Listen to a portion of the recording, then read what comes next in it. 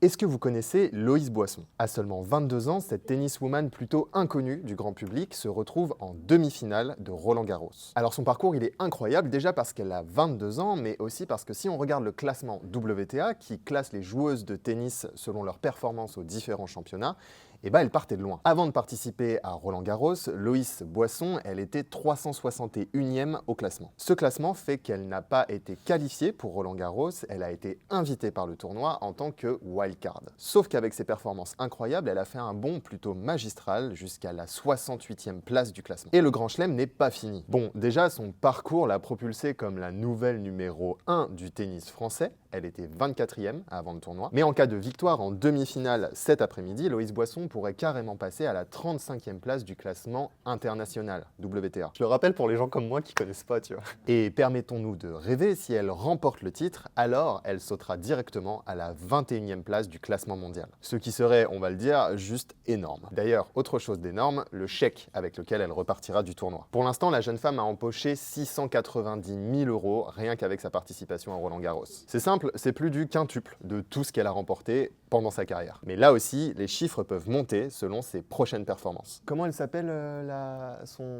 celle qu'elle va affronter en demi-finale? A commencer par son match cet après-midi contre la deuxième du classement mondial, l'américaine Coco Gauff.